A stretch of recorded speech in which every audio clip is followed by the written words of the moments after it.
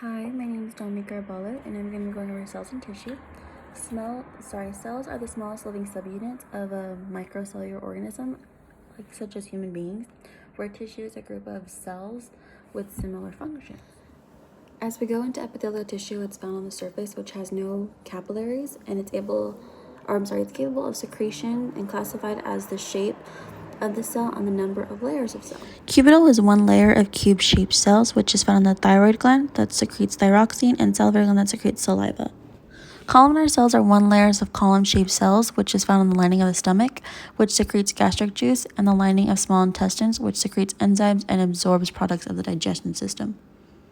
Simple squamous cells are one layer of flat cells, which are found in the capillaries that exchange of materials. Stratified squamous is the many layers of cells found in the lining of the esophagus and the vagina. Transitional is many layers of cells as well, and this is found in the lining of the urinary bladder, which expands without tearing. For connective tissue, there is blood, which has plasma, red blood cells, white blood cells, and platelets, all which are found in the blood vessels. Bone cells support the body and are attached to muscles, which protect internal organs from mechanical injury. Where cartilage is also flexible protein matrix, which is found with the tracheal walls and the joint surface. And then next you have adipose tissue, which is the fat cells that store fat for energy in the body. And here is just another picture of all the other cells.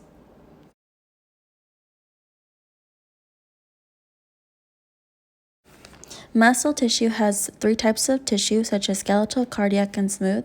Skeletal being that it is attached to the bone and moves the skeleton and produces heat, and this is essential for contraction. Next is cardiac, which is branched walls or branched cells with faint striations and one nucleus each, and this forms the walls of the chamber of the heart. Next is the smooth muscle, which is tapered cells with no striations and one nucleus each, as you see the little blue dot right there. And this is important because it brings about contraction and regulates the heart of the contraction, which is involuntary. Next is the nerve. With the nerve tissue, it's neurons that are specialized to generate and transmit electrochemical impulses, and it has 5 parts of the body, as you can see, such as the nucleus, which is the brain of the cell.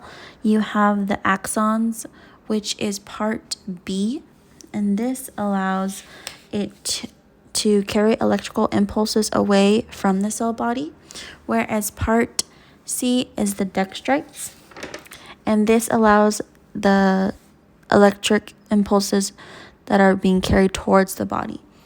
Next, you have D, which is the axon terminals, and E, which is the Schwann cells, which are specialized cells in the peripheral nervous system that form the myelin sheets around the neuron itself.